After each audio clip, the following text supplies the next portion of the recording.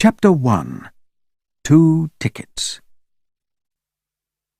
Gabriel had a kind face and intelligent brown eyes. He usually had a friendly smile, but there was no smile on his face today. He wasn't happy. "I'd like to be as rich as Marco," he thought, "but I'm only good old Gabriel. Sylvia likes me. I know she does. She thinks I'm kind and nice. But she thinks I'm boring too. Boring old Gabriel, that's me." Gabriel had 2 tickets for a film. There was a red rose on the table in his sitting room. He took the rose and the tickets and went out. An hour later, Gabriel arrived at the door of Sylvia's flat. When she opened the door, she didn't smile at him. "Oh, hello," she said. "What, Don't you remember, Sylvia?" said Gabriel. "It's Sunday evening. We're going to the cinema. I've got the tickets. It's that great new film. You said—" "What do you mean?" said Sylvia. "I can't go out with you this evening. I'm busy. I don't remember." "But I called you on Thursday," Gabriel said. "You wanted to come." Sylvia pushed her beautiful dark hair out of her eyes. She didn't look at Gabriel. "Oh dear," she said. "That was stupid of me. I'm really sorry. Please don't be angry, Gabriel. Come back tomorrow. We'll go to the film tomorrow." She began to shut the door. "Sylvia," Gabriel said angrily, "you're going out with Marco. I know you are. I want to tell you something about Marco. He's rich, but he's a bad man. You're being stupid, Sylvia." He stopped. Sylvia wasn't there. "I'm talking to the door," he thought angrily. He looked at the rose in his hand. Then he threw it onto the ground. Behind him, he heard a quiet laugh. He turned. There was a man on the stairs. His clothes were expensive, and there were 20 red roses in his hand. It was Marco. "Oh dear, Gabriel," Marco laughed. "Is she busy tonight? Doesn't she want to go out with you? I'll try now. Perhaps she'll go out with me." Gabriel didn't answer.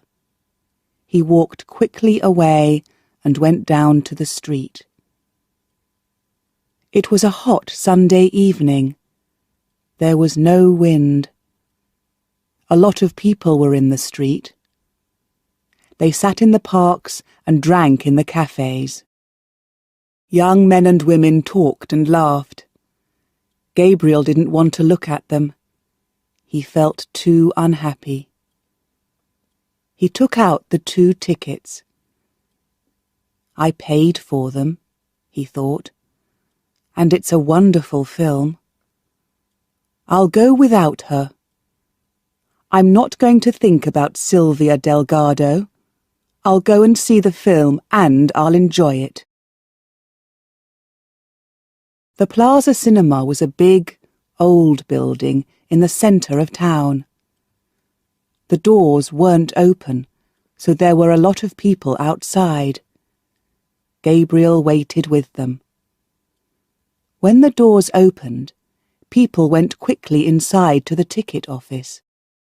But Gabriel had his ticket, so he waited outside. It was 8:27 p.m. and at that minute, the earthquake happened. Chapter 2. A Table for 2. Marco stood at the door of Sylvia's flat and watched Gabriel leaving.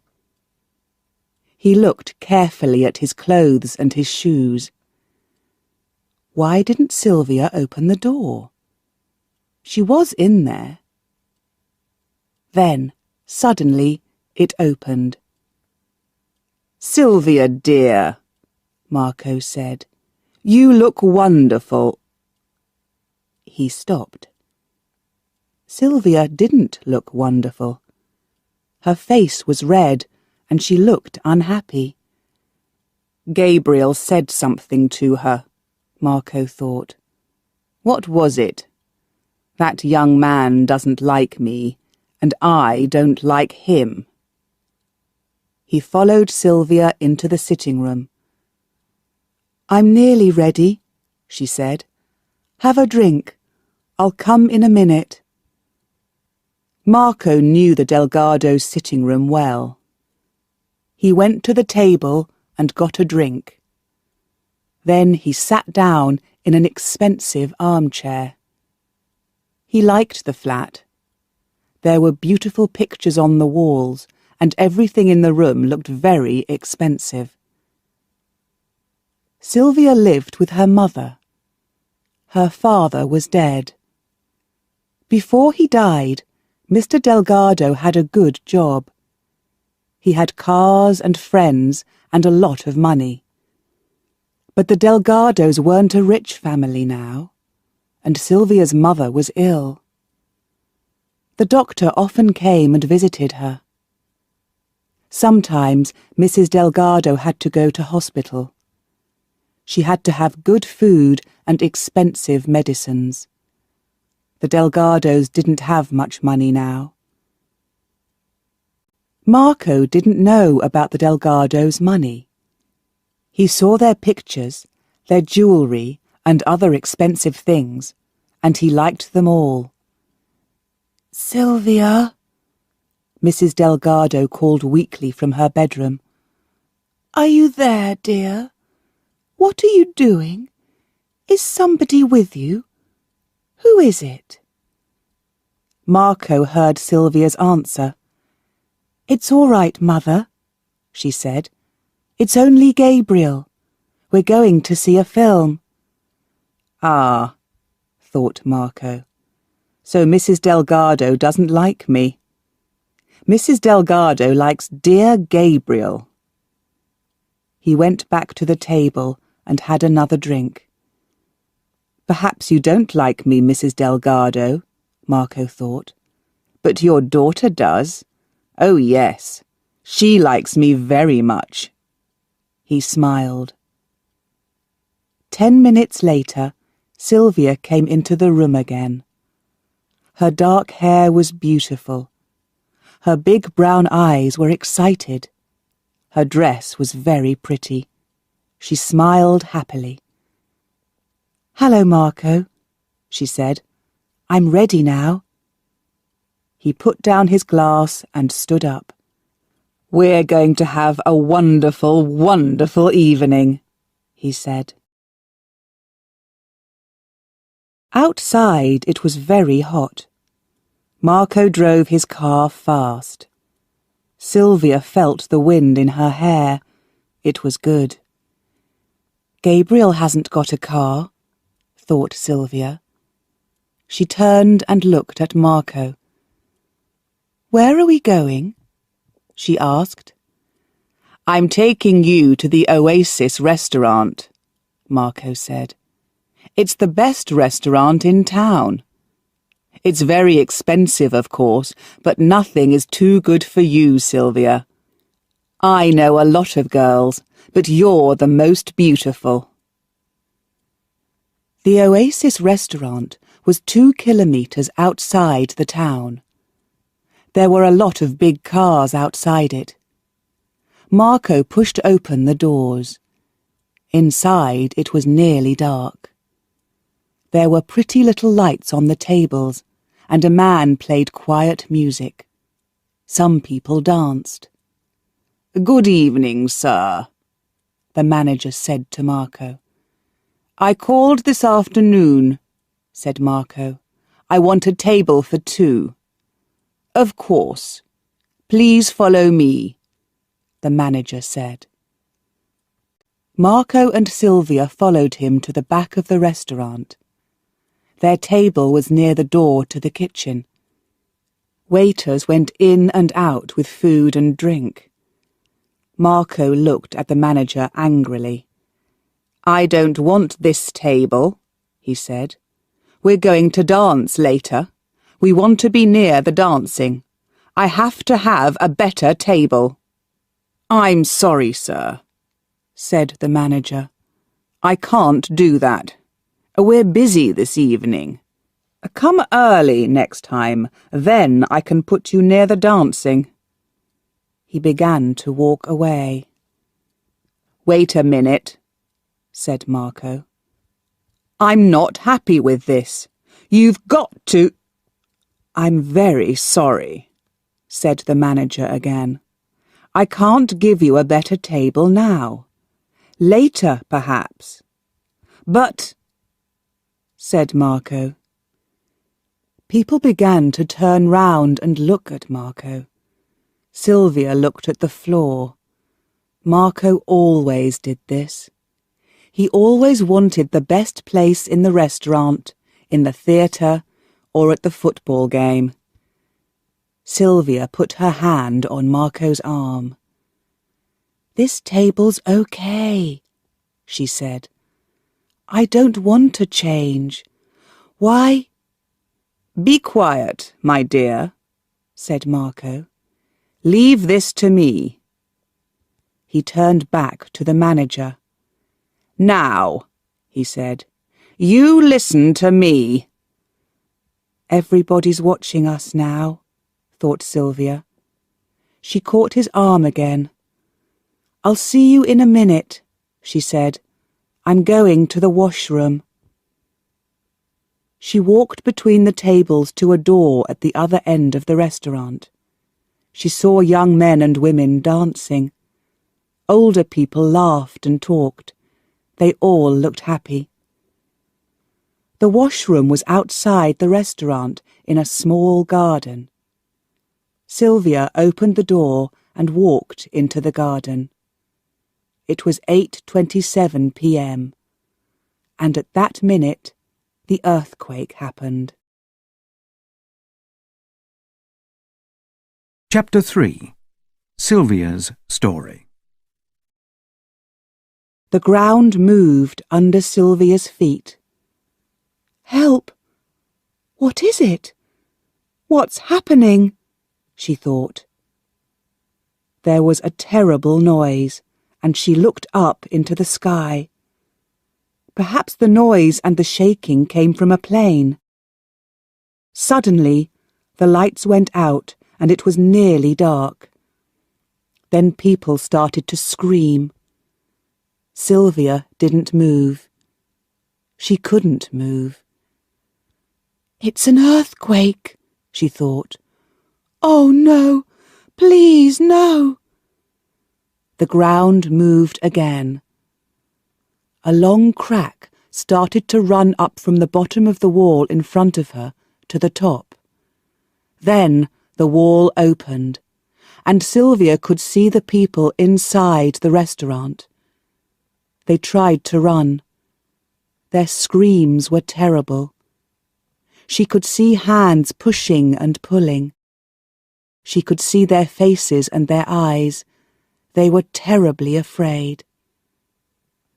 Then the wall fell, and the roof came down.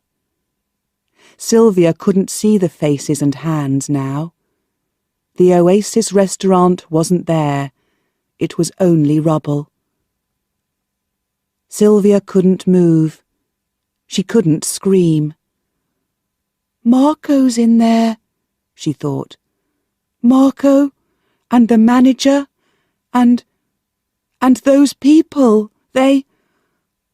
Oh, I can't. I don't... There was another loud noise behind her. Sylvia turned. Another building fell, and another, and another. Suddenly, She remembered her mother. Sylvia tried to get out of the garden into the street, but it wasn't easy. She had to climb over a broken wall. She couldn't climb in her evening shoes. She took them off and carried them in her hand.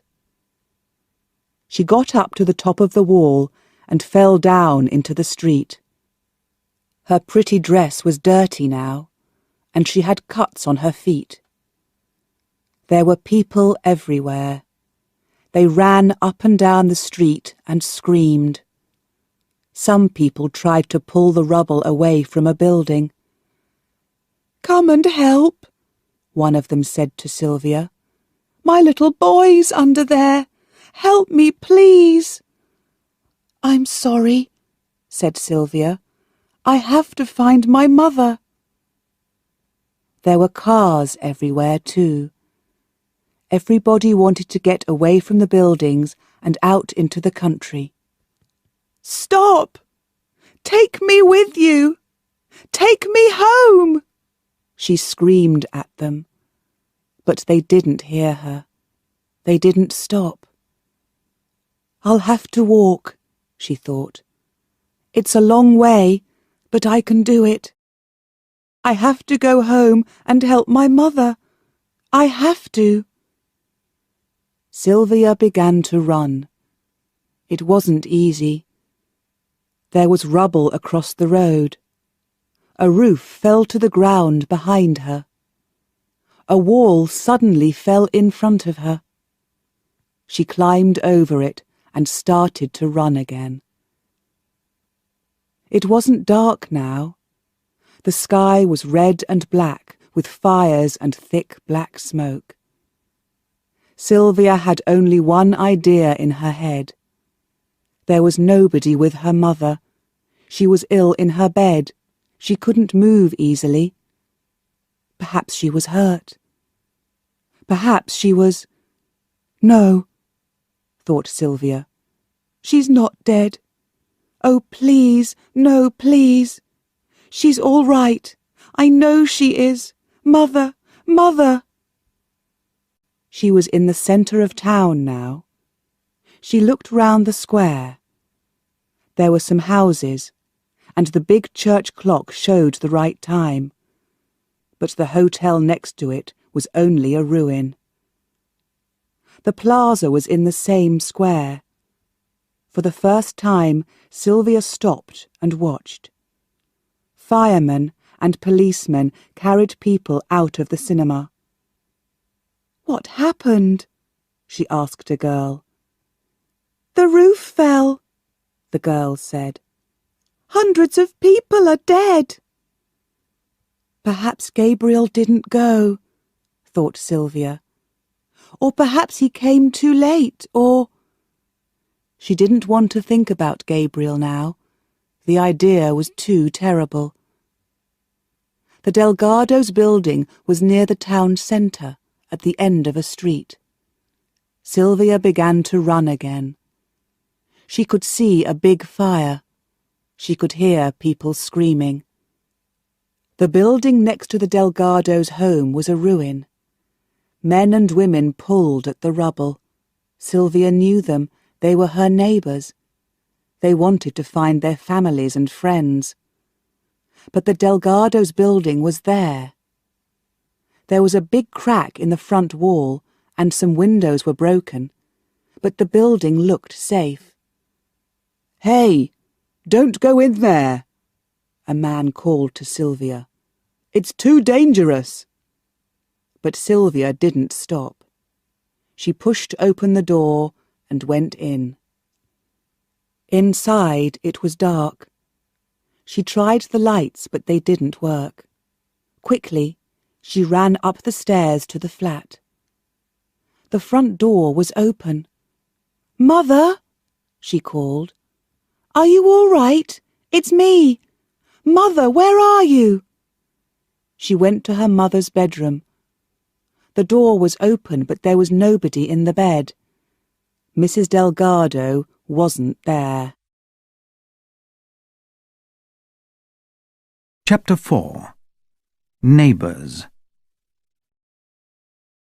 Sylvia sat down on her mother's bed and cried.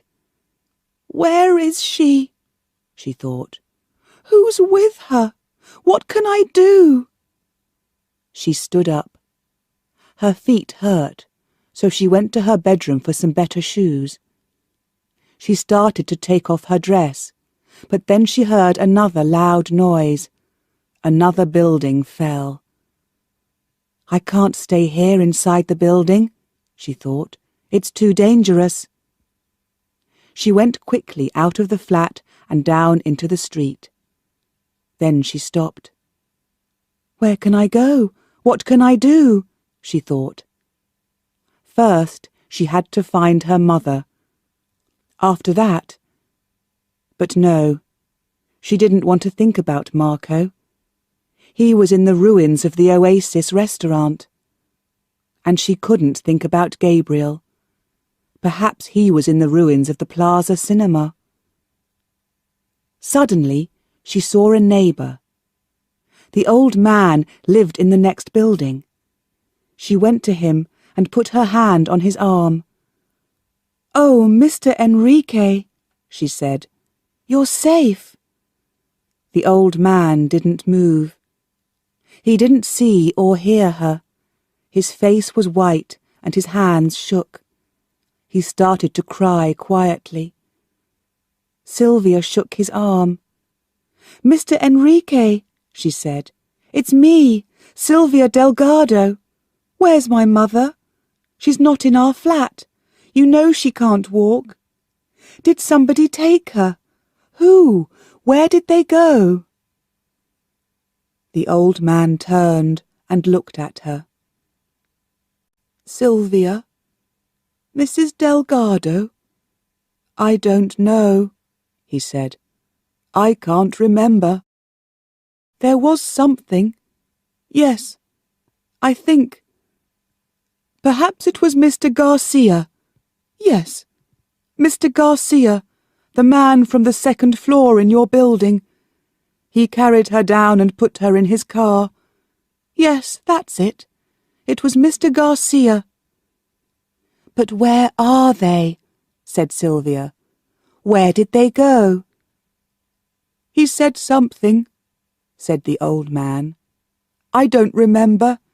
He said, 'Tell Sylvia.'" "Tell me what? Please remember, Mr. Enrique, please." "He said, something about a park," said Mr. Enrique. "Yes, that was it. It's safe in the park," he said. "He wanted to go away from the buildings, past the river, to Liberty Park." Sylvia looked at Mr. Enrique's sad old face and put her arm round him. "Thank you. Oh, thank you," she said. "I'll come back later. I'll help you then." "Help me? You can't help me," said Mr. Enrique. "I haven't got anything now. My wife, my home." Liberty Park was outside the town, past the football ground.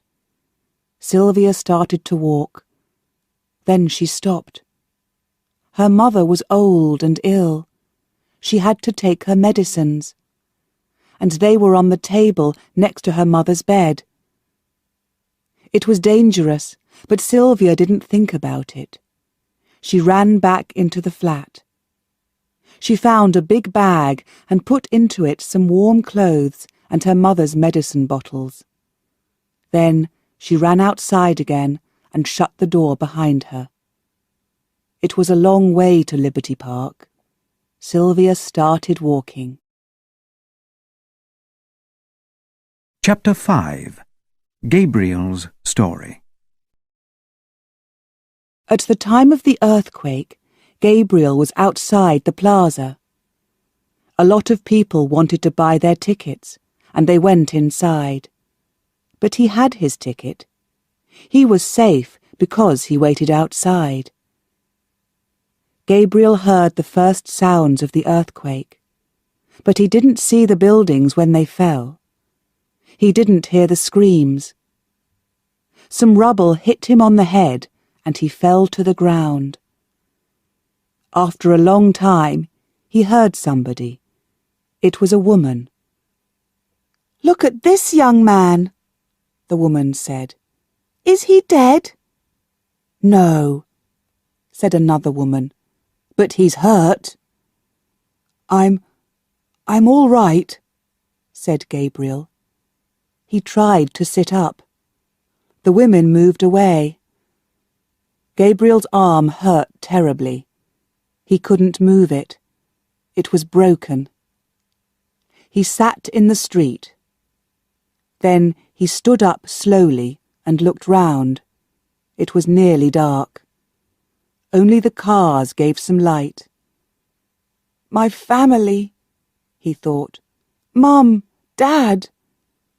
But they were a long way away in another town. He couldn't do anything for them. Then he thought of Sylvia. She was with Marco. He couldn't help her. But there was nobody with Mrs. Delgado, and she was ill. "I'll go back to the Delgado's flat," thought Gabriel. "I can help Mrs. Delgado, and perhaps I'll hear news of Sylvia." Slowly he started to walk. He felt terribly weak. His right arm hurt very badly, and his head too. Sometimes he nearly fell. Hundreds of people were in the street. A woman ran into Gabriel. By accident, she hit his arm. It hurt terribly. He sat down in the road. Everything went black. When Gabriel opened his eyes again, he felt very ill. He tried to sit up and look round. He wasn't in the street now. He was on the ground with a lot of other people. Doctors and nurses moved quietly round them. He tried to feel his head with his hand. Then he remembered his arm. A nurse came to him. "Where am I? What happened?" he said. "You're in the garden of the hospital," she said. "Your arm's broken, I'm afraid, and you've got a bad cut on your head too. We can't do more for you now. Thousands of people are waiting for help, and we haven't got medicines for all of them. It's not safe inside the hospital, but don't worry. You'll be all right here. Stay here quietly and sleep." She went away. Gabriel watched her. Then he remembered Sylvia. He had to go and find her. He had to help Mrs. Delgado. Slowly he stood up. He was weak, but he could walk. The doctors and nurses didn't see him. They were too busy. Gabriel left the hospital and started to walk back into town. Chapter 6. Liberty Park. Sylvia didn't like walking. She usually caught a bus or took a taxi. She was tired and her back hurt. But she didn't think about her back or about the cuts on her feet. She was with a lot of other people. They all had the same idea. They wanted to leave the town and go into the country, away from the dangerous high buildings. A friendly woman talked to Sylvia. "Isn't anybody with you, dear?" she said. "Where's your family?" "There's only my mother," said Sylvia. "I think she's at Liberty Park. I'm going to look for her." "Don't worry. You'll find her," the woman said kindly. Sylvia felt better. "Did you see the Grand Hotel?" said a man. "It's a ruin. Hundreds of people were inside it." "It's terrible, terrible," his wife said. "I saw a baby." She stopped.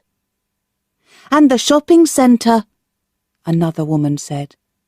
"The shoe shop is all right, but the supermarket is a ruin." "The centre's bad," said a man. "But it's worse east of here. I was out there when the earthquake happened." "Near the station?" the kind woman asked. "No, near the Oasis restaurant," the man said. Sylvia started to listen more carefully. "The Oasis is a lovely place," somebody said. "Is it all right?" "No," the man said. "It's a ruin. A lot of people are dead. But the manager was all right. He was at the back of the restaurant. It was better there. He'll be all right. I wanted to help the other people, but I was worried about my family, so I came back into town. We're all safe, but our home—" He stopped talking. Sylvia turned to him. "Excuse me," she said. "There was a man in the restaurant. The manager was with him when the earthquake. Do you know? Is he all right?" "Yes," said the man. "He's all right. I pulled him out. A tall, dark man. Is that him?" "Yes," said Sylvia. The man laughed. "Don't worry about him," he said. "He's fine. My friend and I worked hard. We pulled him from the rubble. But did he say thank you? No, he didn't. He was only worried about his car. He didn't help the other people under the rubble. He only had small cuts on his face and hands, but he wanted to see a doctor. Other people were dead, or nearly dead, but he wasn't interested in them. I'm sorry. Is he your friend? But really—" Sylvia didn't answer him. She wanted to think. Marco wasn't dead. She was very happy about that, of course. But she understood now. She was stupid. A stupid, stupid girl. She didn't love Marco. She didn't like him. She loved Gabriel, and now, perhaps, it was too late. At midnight, there was another small earthquake. The people in the road screamed. They wanted to run, but where could they go? Behind them, in the town, more buildings fell. "Oh no," thought Sylvia. "When will this end?" At 12:30 a.m., Sylvia arrived at Liberty Park. She looked round. There were thousands of people on the ground. Other people stood and talked. She couldn't see very well in the thick smoke. "I'll never find Mother here," thought Sylvia. She began to walk up and down the park. "Mother," she called. "Mother, it's me, Sylvia. Where are you?" After an hour she was very tired. "I have to sit down," she thought. "I'll start again in the morning, but now I'm going to sleep somewhere." Then, suddenly, she heard her name. She turned round. "Mr. Garcia," she said. "Where's Mother?" "She's here," said Mr. Garcia, "and she's all right, but she's very worried about you. My wife's with her now. How did you find us?" "It's a long story," said Sylvia. "I'll tell you later, but now—" "I know," said Mr. Garcia. "You want your mother. Come with me." Mrs. Delgado was on the ground with Mr. Garcia's jacket under her head. Her eyes were open, but her face was white. "Sylvia, my dear, you're safe," she said, and took Sylvia's hand. "I'm happy now. I'm very happy." Sylvia took her mother's medicines out of the bag and gave her some. Mrs. Delgado smiled. "Thank you, dear," she said. Sylvia sat and watched her. Mrs. Delgado shut her eyes and slept. Chapter 7. Thieves. It was early in the morning when Gabriel arrived at the Delgados' flat. His arm hurt badly, and he was terribly thirsty. The street was quieter now.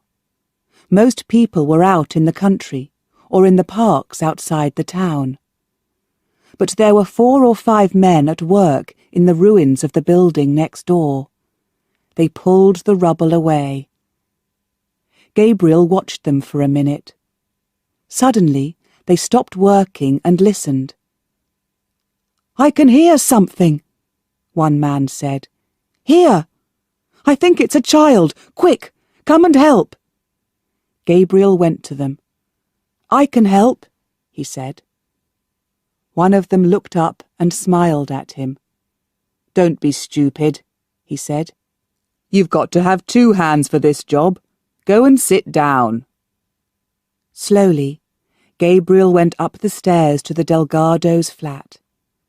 The building was dangerous, but he didn't think about that. He could hear the cries of the child. He felt terrible. Then he felt something on the floor under his foot. He looked down. It was his red rose. It was there, in the same place, by the front door. A rose from another world, another life. The door of the flat was open. Gabriel called, "Mrs. Delgado? Sylvia, are you there?" There was no answer, but suddenly 2 men ran out of the sitting room. The first man went down the stairs before Gabriel could stop him. Then the other man ran past. Gabriel put out his foot, and the man fell over it. A box fell to the ground. The man didn't stop. He jumped up and ran away. Gabriel opened the box. There was jewellery inside it. "Mrs. Delgado's jewellery," he thought. "So, the thieves are busy now." He took the jewellery box into the flat. He looked round. The pictures were on the walls. Sylvia's camera was on the table. Good, he thought. The thieves didn't have much time. They only took the jewellery, and I've got it now. Then, near one of the armchairs, he saw Sylvia's dirty evening shoes. He thought for a minute. For the first time for hours, he smiled. She wore those shoes last night, he thought. So she came back here after the earthquake. She isn't dead. She came home and took her mother to a safe place. Oh, Sylvia, Sylvia, you're all right. Gabriel forgot his broken arm and the cut on his head. He was suddenly happy. I'll look for them, he thought. They're out in the country. I know they are. I'll find them. He stopped. That's stupid, he thought. I'll never find them. And I can't leave. There'll be other thieves later. I'll stay here and look after the flat. He went into the kitchen. There was no water, of course, but there was some milk. Gabriel had a long, long drink, and then felt better. His head and his arm hurt, but his legs felt stronger. And now he could think. It's not safe inside, he thought. I'll stay in the street. Perhaps I can help the other men and watch the building too. He went out of the flat and shut the door behind him. That day, and the next day, Gabriel worked with the other men. He couldn't move the rubble, or pull people out of the ruins, but he could do other jobs. The workers had to have food and drink. Gabriel found water and carried it to them. Then he looked for food. There was a shop at the end of the street. The windows and doors were broken. There was nobody there. "The manager's dead," a man told him. Gabriel climbed through the broken door into the shop. He took some food and carried it back to the workers. The child from the ruins of the next building was safe now. She was in a car on her way to hospital.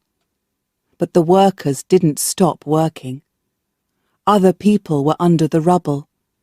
Gabriel could hear their screams. He saw a small boy in the street, 2 or 3 years old. The child cried for his mother. "She's at the hospital," one of the workers said. "We pulled her out. We didn't know about the child." Gabriel sat down next to the little boy and talked to him. He gave him some food and a drink of water. Slowly, the child stopped crying. Gabriel played with him for hours. Then his father came and took him away.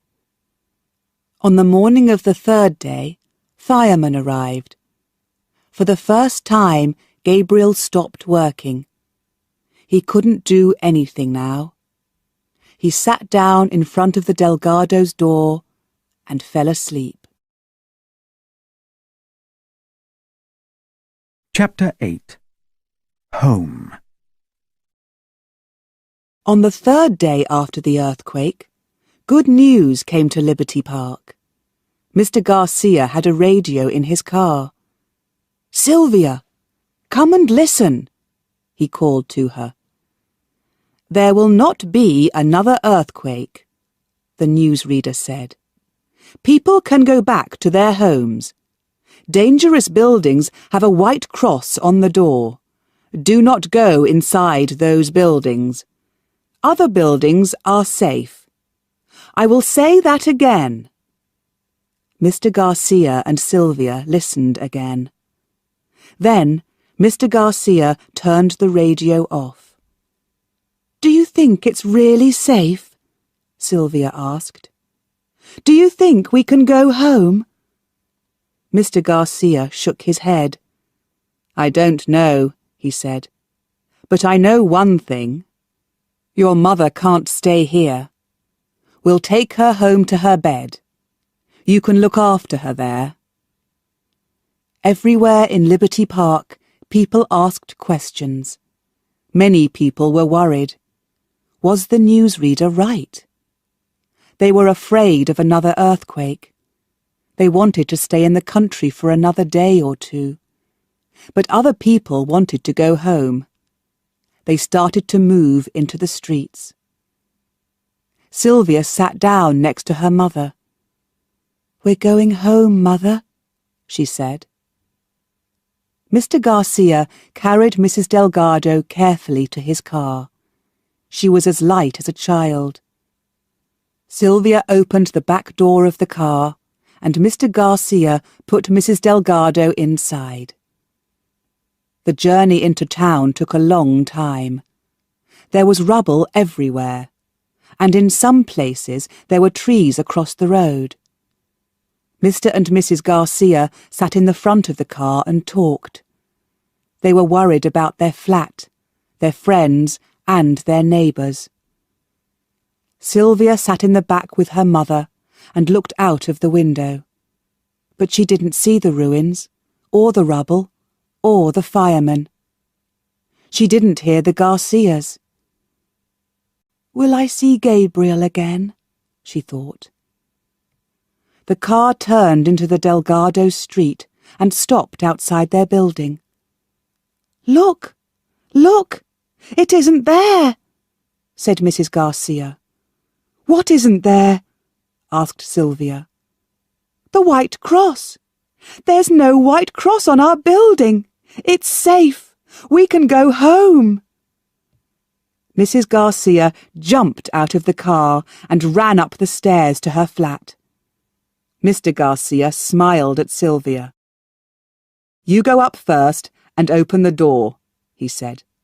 "My wife will come back in a minute. Then we'll carry your mother up the stairs." Sylvia went into the building and up the stairs. Then she stopped. There was a man asleep in front of her door. He looked thin and ill. His face and clothes were dirty, and his arm, his head— "Gabriel!" she said. Gabriel woke up and jumped to his feet. He didn't see Sylvia in the dark. He only saw another thief. "You can't come in here," he said. "This is the Delgado's home. No thieves here." "Gabriel," said Sylvia again. Gabriel stopped talking. His head was hot. His legs felt weak. He didn't want to fall now. Not now. "Is it you?" he said. "Is it really you?" He had something in his hand. Sylvia couldn't see it very well. Then she understood. It was a dirty, dead, red rose. She took it out of his hand. "Thank you, Gabriel," she said.